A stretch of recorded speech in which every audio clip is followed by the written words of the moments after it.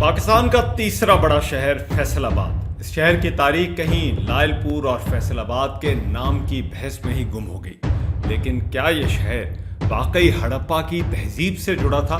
यहाँ मौजूद पक्की माड़ी क्या थी? तकसीम के वक्त सिख इस शहर को पाकिस्तान से अलग क्यों देखना चाहते थे? इस शहर की वो तारीख जो आपने कभी नहीं सुनी होगी, जानिए इस वीडियो में।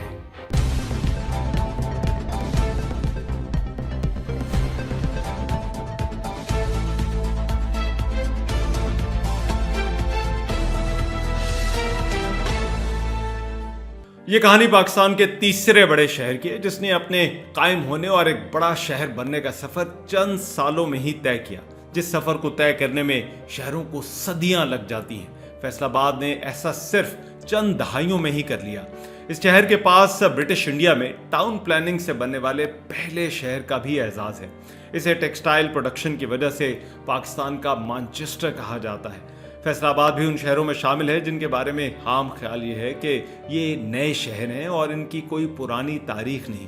ये सबको मालूम है कि इसका नाम पहले लायलपुर था, लेकिन ये भी कोई ज्यादा पुरानी बात नहीं है। 1977 में ही इसका नाम बदलकर फैसलाबाद रखा गया। अगर आप अब भी यहाँ रहने वाले कुछ लोगों से मिले तो वो अभी तक इसे लायलपुर ही कहते हैं।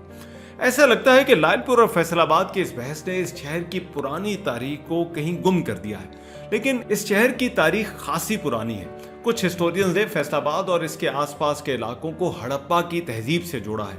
उनका यह कहना है कि यहाँ जो आसार मिले हैं ये उसी दौर यानी 3500 साल कबले मसीह से 18वीं सदी के दरमियान तक के हैं, लेकिन इनकी खुदाई और तलाश ना होने के बराबर है। फैसलाबाद जिस जगह है उसके बारे में कहा जाता है कि हड़प्पा के दौर से ही ये बड़े शहरों के रास्ते में थी। इसके एक तरफ हड़प्पा मोहनजोदाड़ो जैसे शहर थे तो दूसरी तरफ टेक्सला जैसी कदीम तहजीब भी डेवलप हुई। लोग आते जाते भी थे, इसलिए मुमकिन है कि उस वक्त ये जंगल के रास्ते एक ट्रेड रूट या गुजरगाह के तौर पर इस्तेमाल हुए हों। यहाँ की तारीख पर होने वाली डॉक्टर रिजवानुल्लाह कौकब और उनके साथियों की एक तहकीक में ख्याल यह है कि ये इलाका इन तहजीबों से जुड़ा हुआ था। उस दौर की तारीख में हमें कहीं ना कहीं फैसलाबाद के टिब्बों का जिक्र मिलता है, और शायद यही टिब्बे फैसलाबाद की सबसे पहली सेटलमेंट से। ये टिब्बे पुरानी आबादियों की बाकियात या रिमेन्स हैं। इन टिब्बों से मिलने वाली बाकियात से यहाँ पर बसने वाले लोगों के बारे में पता चलता है।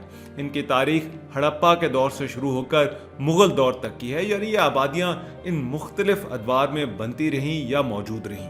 यहाँ से पुराने बर्तन, ज्वेलरी, हथियारों के रिमेन्स, सिक्के और ज़रात के लिए इस्तेमाल होने वाली चीज़ें मिली हैं। फैसलाबाद डिवीजन में इस तरह के 100 से ज़्यादा टिब्बे हैं। इनकी तादाद से ये भी पता चलता है कि ये आबादी कहीं कहीं नहीं थी, बल्कि यहाँ इसकी ठीक ठाक कॉन्सेंट्रेशन थी।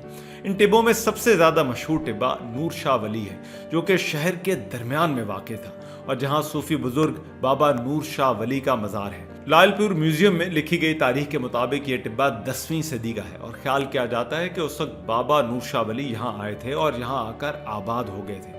यही वो जगह है जिसे बाद में पक्की माड़ी के नाम से भी जाना जाता था। एक राइटर मलिक इशफाक ने लायलपुर की शॉर्ट हिस्ट्री में लिखा है कि यहाँ एक 2 मंजिला इमारत थी जो किसी ने चिन्योट से लाल ईंटें लाकर बनाई थी।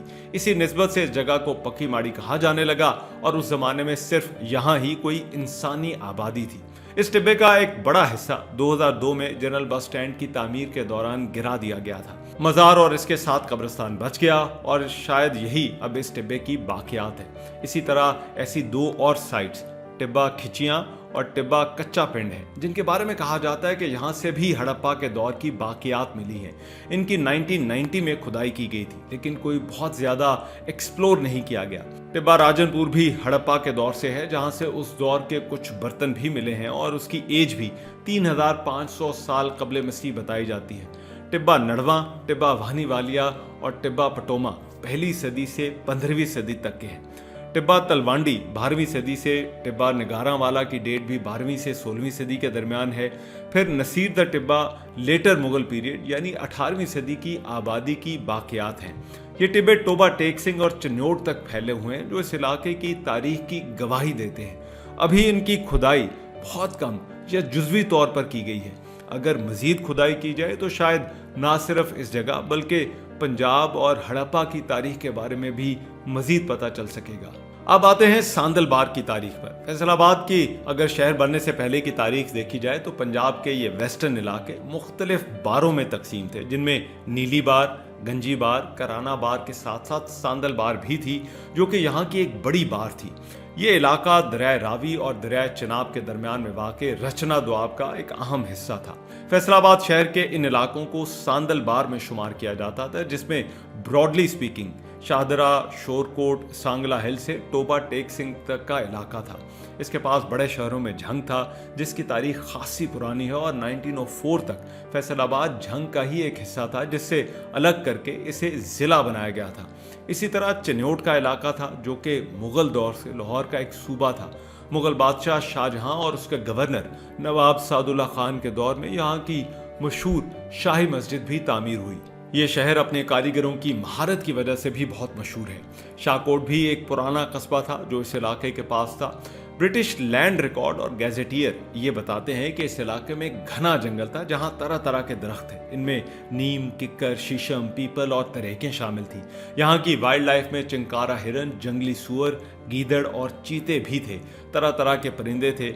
यहाँ जो कबाइल थे वो भी दरियाओं के साथ ही आबाद थे और मवेशी पालते थे। कैनाल कॉलोनी सिस्टम से पहले ये जमीनें काश्त के काबिल नहीं थी। माजी में ये इलाका वीरान और सुनसान था और हर तरफ जंगल फैले हुए थे। अलबत्ता कहीं कहीं आबादी के आसार थे।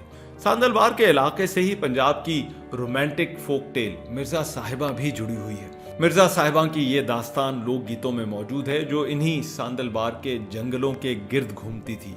सांदलबार के नाम से मुतालिक 3 मुख्तलिफ रवायात हैं। एक ये कि दुल्ला भट्टी के दादा का नाम बिजली खान और सांदल था। दुल्ला भट्टी इस इलाके का फोक लेजेंड था, जिसने मुगल बादशाह अकबर के खिलाफ बगावत की थी। इसे पंजाब का रॉबिन हुड भी कहा जाता है। मुगल जब अपना नया रेवेन्यू सिस्टम लेकर आए तो इन मकामी काश्तकारों ने इसे मानने से इनकार कर दिया था। इस पर मुगलों ने दुल्ला भट्टी के बाप फरीद और दादा बिजली उर्फ सांदल को एग्जीक्यूट करवा दिया था। दुल्ला भट्टी ने भी बगावत की, लेकिन उसे भी गिरफ्तार करके एग्जीक्यूट कर दिया गया। दुल्ला भट्टी का कैरेक्टर अभी भी पंजाब में बॉर्डर के दोनों तरफ हीरो समझा जाता है। इसे लोहड़ी के गीतों में भी सेलिब्रेट किया जाता है और यहाँ भी इसको रेजिस्टेंस की अलामत समझा जाता है। इसे हिंदू और सिख भी अपना हीरो मानते हैं और मुसलमान भी। दुल्ला भट्टी को सरहद के दोनों तरफ हीरो क्यों समझा जाता है, इस पर मैं एक वीडियो कर चुका हूं, जिसका लिंक नीचे मौजूद है। यह भी कहा जाता है कि शाहकोट की पहाड़ियों के डाकू सरदार का नाम भी सांदल था। एक और रवायत यह है कि जंगल के चौहड़ों के सरदार का नाम चौहड़ खान उर्फ सांदल था। चौहड़ निचली जात के लोगों को कहा जाता था। इन तीनों में से किसी एक के नाम पर यह इलाका सांदलबार मशहूर हुआ। अंग्रेज दौर में यहाँ से जुड़ी रेजिस्टेंस की एक और अलामत राय अहमद खान खल थे, जिन्होंने अंग्रेज सरकार और कंपनी के खिलाफ 1857 की बगावत में हिस्सा लिया। इनकी क़यादत में यहाँ के मुख्तलिफ कबाइल ने अंग्रेजों के खिलाफ हथियार उठाए। इन कबाइल में वट्टू, काठी और फतियाने शामिल थे, जिनकी बगावत ने कंपनी सरकार के लिए 1858 में बहुत बड़ी मुश्किल पैदा कर दी थी। राय अहमद खान खल का ताल्लुक तांदलेवाला के करीब झामरा से था। उनकी जिंदगी और किरदार पर भी मैं एक डिटेल्ड वीडियो कर चुका हूं। अगर आप देखने में इंटरेस्टेड हैं तो नीचे लिंक मौजूद है। फैसलाबाद की बतौर शहर अगर तारीख देखी जाए तो इसका आगाज अंग्रेजों के आने के बाद होता है। 1849 में पंजाब पर मुकम्मल कब्जे के बाद 1858 में इन इलाकों का कंट्रोल कंपनी सरकार से ताजे बरतानिया के पास चला गया। अंग्रेज सरकार को यहाँ के दरिया और ज़राअत बहुत फैसिनेट करती थी, इसलिए उन्होंने यहाँ से गुजरने वाले दरियाओं को इस्तेमाल करते हुए इस इलाके की प्रोडक्टिविटी बढ़ाने का फैसला किया। वो बरतानिया के लोगों के लिए गंदम और टेक्सटाइल के लिए कॉटन भी प्रोड्यूस करना चाहते थे। इसलिए उन्होंने एक एलैबोरेट प्लान शुरू किया, जिसमें 1885 से 1940 तक वेस्ट पंजाब में दरियाओं से नहरें खोदकर 9 कैनाल कॉलोनीज बनाई गई। इन कॉलोनीज में खासतौर पर वेस्ट पंजाब के इन जंगलों को भी आबाद करने का फैसला हुआ। फैसलाबाद की लोकेशन आइडियल थी। फैसलाबाद जिस जगह पर बना वहां से पंजाब के नॉर्थ और साउथ को मिलाने वाले रास्ते गुजरते थे और कुछ छोटे शहर भी पास थे, जिनका मैंने जिक्र किया है। और यहाँ ही चिनाब कॉलोनी बनाने का फैसला हुआ। कॉलोनी सिस्टम अंग्रेजों का एक तरह से कॉलोनाइजेशन प्लान का ही हिस्सा था। इसके बहुत से मकासद थे और पंजाब की कैनाल कॉलोनीज के हवाले से भी एक डिटेल्ड वीडियो मैं कर चुका हूं। अगर आप जानने में इंटरेस्टेड हैं तो नीचे दिए गए लिंक पर क्लिक कर सकते हैं। चिनाब कॉलोनी इस कैनाल सिस्टम का सबसे बड़ा प्रोजेक्ट था। इस कॉलोनी का इलाका चिनाब और रावी का दरमियानी इलाका था और इसमें गुजरांवाला, लाहौर, झंग, मोंटगमरी और मुल्तान तक के इलाके शामिल थे। इस कॉलोनी में सबसे अहम और बड़ा इलाका सांदलबार का था। चनाब कॉलोनी में आने वाली आबादी अमृतसर, गुरदासपुर, जलंधर, होशियारपुर, लुधियाना, अंबाला, सियालकोट, गुजरात, नारोवाल और रावलपिंडी से आई।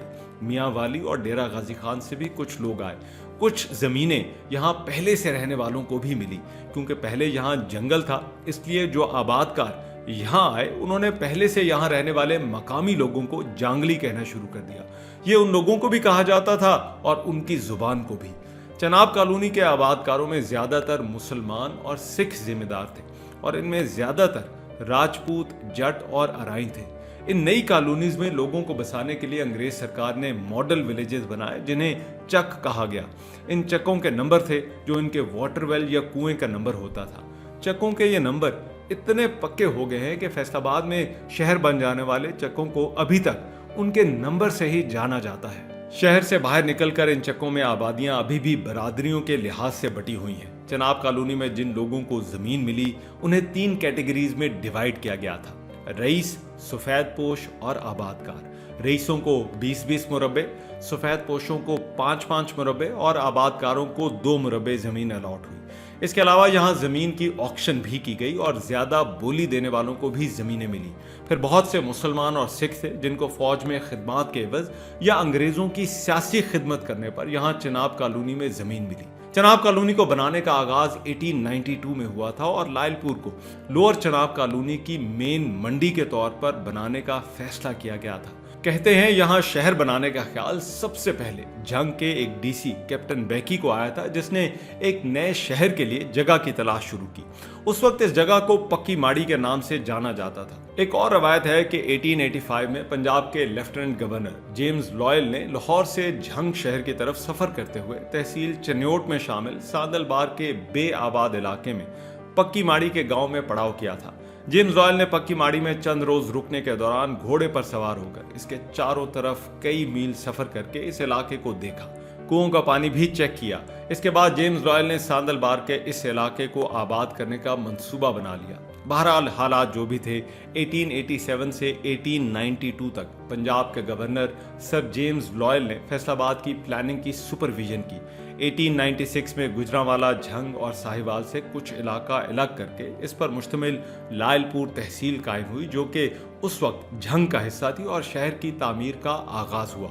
पॉपम यंग एक अंग्रेज ऑफिसर था जिसने फैसलाबाद का नक्शा तैयार किया था और इसे इसी पक्की माड़ी के पास 110 एकड़ पर शहर डिजाइन करने का कहा गया था। इस नौजवान ऑफिसर कैप्टन पॉपम यंग ने यूनियन जैक की तर्ज पर सूडान के दारुलहुकूमत खर्तूम का नक्शा लायलपुर के लिए बनाया, लेकिन कहते हैं इस डिजाइन को बनाने में सर गंगाराम का भी अहम किरदार था। 1890 में सबसे पहले जंगल की कटाई करके मौजूदा घंटा घर की जगह एक कुआं बनाया गया था। इसके बाद शहर के मुख्तलिफ तामीरात का आगाज हुआ जो आने वाले सालों में चलती रही। ये एक प्लान्ड सिटी था और इसके सेंटर में 8 बाजार और एक क्लॉक टावर बनाने का फैसला हुआ। ये वही घंटा घर है जो आज भी फैसलाबाद की वजह शोहरत है और उससे निकलने वाले 8 बाजार बरतानिया के यूनियन जैक की अलामत है। इस शहर के इब्तदाई सालों में जो तारीखी इमारतें तामीर हुई उनमें कैसरी दरवाजा और गुमटी का नाम सबसे पहले आता है। कैसरी दरवाजा घंटाघर चौक के करीब रेल बाजार की एंट्रेंस पर मौजूद है और उसके सामने चंद मीटर के फासले पर चौक में मौजूद 8 मेहराबों वाली गोल इमारत को गुमटी कहा जाता है, जिसमें फव्वारे लगे हुए हैं। ये दोनों इमारतें फैसलाबाद के तारीखी घंटाघर की तामीर से भी कई साल पहले मुकम्मल हो चुकी थी।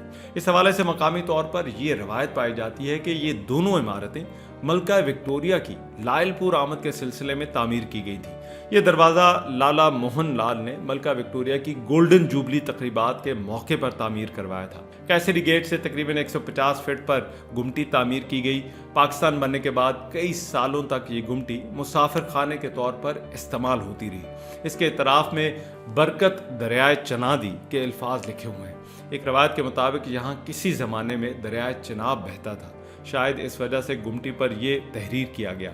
इम्कान यह है कि ये दोनों इमारतें मलका विक्टोरिया की ताजपोशी के 60 साल पूरा होने पर यादगार के तौर पर बनाई गई थी, क्योंकि मलका विक्टोरिया के यहाँ आने का तो कोई सबूत नहीं मिलता। जिस जगह को घंटाघर की तामीर के लिए मुंतखब किया गया, वहाँ लायलपुर शहर की तामीर के वक्त से जो कुआं था उसे मिट्टी से अच्छी तरह भर दिया गया और घंटाघर की तामीर में इस्तेमाल होने वाला पत्थर 50 किलोमीटर दूर वाक़े सांगला हिल की पहाड़ी से लाया गया। इस घंटाघर की तामीर का काम एक कॉन्ट्रैक्टर गुलाब खान की ज़ेरे निगरानी मुकम्मल हुआ।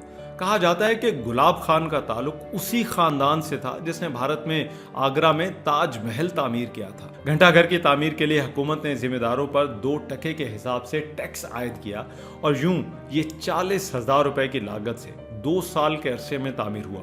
इसका संगे बुनियाद नवंबर 1903 में गवर्नर पंजाब सर चार्ल्स रिवाज ने रखा था और 1905 में इसकी तामीर मुकम्मल हुई। इसकी तकमील पर एक तकरीब का इनेकाद हुआ था जिसके मेहमान खुसूसी उस वक्त के finance commissioner Punjab mister Lewis थे। घंटाघर में नस्ब करने के लिए घड़ी बॉम्बे से लाई गई थी। घंटाघर की तामीर के वक्त उसके गिर्द 4 फवारे बनाए गए थे जो कचहरी बाजार, अमीपुर बाजार, झंग बाजार और कारखाना बाजार की सिमत में थे, लेकिन वक्त के साथ साथ इनमें से 2 फवारे गायब हो चुके हैं। अब सिर्फ कचहरी बाजार और झंग बाजार वाले फवारे मौजूद हैं।